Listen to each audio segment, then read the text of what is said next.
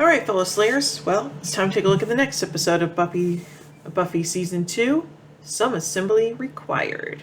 Yeah, get back here. Okay, there we go. Alright. Buffy is waiting for Stefan Korshak to rise as a vampire when Angel appears. They end up arguing over their relationship, or lack thereof, and Angel decides to leave. When Buffy tries to follow him, she falls into an open grave. Apparently, a body was dragged out from it. The next day, Buffy and Xander catch Giles practicing to ask Miss Calendar on a date. Giles hears Buffy's findings at the cemetery and fears someone was raising an army of zombies. Buffy finds Willow signing up for the science fair and talking to Chris, the reigning champ. As Buffy approaches, Chris's friend Eric is taking pictures of girls passing by. Willow finds that the girl whose body was taken from the grave, Meredith Todd, died in a car accident along with two other girls, Jane Atkins and Kathy Ryan. The Scoobies head to the cemetery to investigate. Buffy tells them not to tell Angel because they were having problems. That night, Cordelia is walking to her car after cheerleading practice when she senses that someone is following her. She eventually hides in a dumpster and, when she thinks it's safe to get out, she encounters Angel. He starts to help her out when they find an arm and other body parts inside the dumpster. Ugh. The Scoobies return to the library to find a frightened Cordelia clinging to Angel. They decide to abandon Giles' zombie theory and search the lockers of science students. They find medical books and an article on Meredith Todd and Chris's locker. There's also a jigsaw of female body parts in Eric's locker. They conclude that Chris and Eric are building some sort of dream girl. In a secret lab, the two boys are finishing their creation, but still need a head. Eric lined up 3 candidates: Buffy, Willow, and Cordelia. Daryl, Chris's brother, comes out from the shadows, showing a grotesque appearance, and chooses Cordelia's picture. Daryl was a popular athlete who died in an accident years before, but was revived by his brother and promised a stay-at-home companion.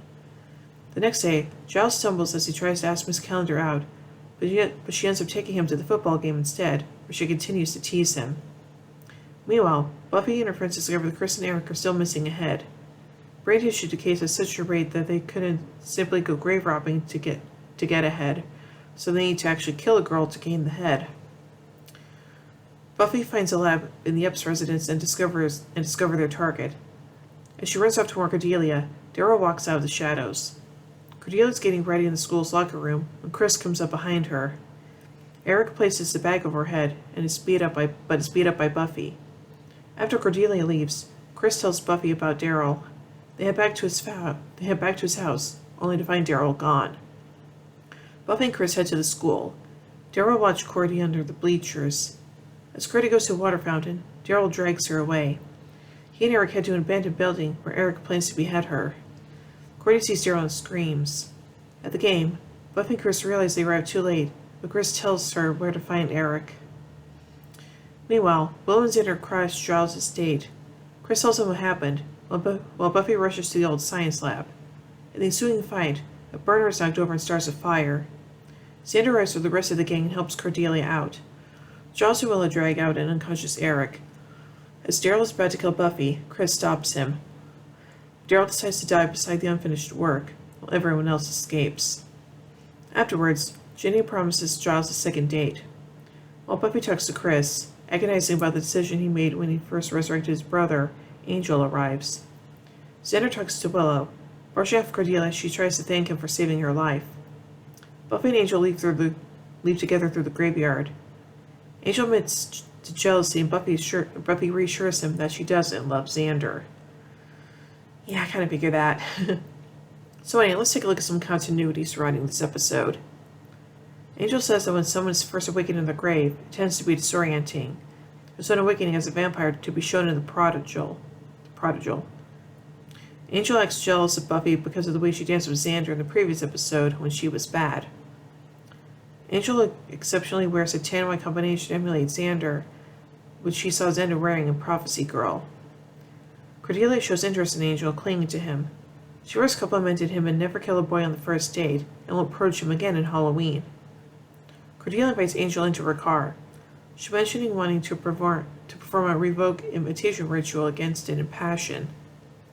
This episode marks the beginning of Giles and Jenny's relationship, which will endure until their breakup in Innocence. This episode marks the first of 3 instances in the series of making girls. the other two being the more successful April and the Buffy Bot, both made by Warren Mears. Ugh. So now let's take a look at some behind-the-scenes stuff, beginning with the production. The opening prologue returns in this episode and is now narrated by Anthony Stewart Head. The football stadium used in this episode is at the West High School in Torrance. When Cordelia is in the library talking about her pain, and Giles half-heartedly pats her on the back and says, there. Cordelia can be mouthing the word thanks, although no audio accompanies it. According to David Fury, when he questioned the amazing technological abilities of Sunnydale residents, ramming the dead in this episode, and making life like robots in Ted and I Was Made to Love You, Joss Whedon replied, quote, "You're just way overthinking it. The Hemlock should be able to provide us with anything we want to do. The energy that comes out of it makes mad scientists out of humans who then go ahead and create something evil." This is the last time the 21-note sounder from the Season 1 closing titles is played. This is also the last time that the mutant enemy logo says this grr, arg line 2 pitches lower. This is possible because the episode was produced back in Season 1, making it the only episode to be a leftover. And now let's take a look at some pop culture references. Buffy critiques Giles, referring him to film critics Gene Siskel and Roger Ebert. Giles sarcastically refers to Buffy as Cyrano, the novelist, playwright, Pilatorian, and duelist. We're going to talk to Jenny.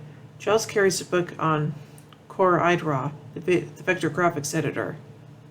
Buffy mentions the bat signal, a distress signal to summon superhero Batman.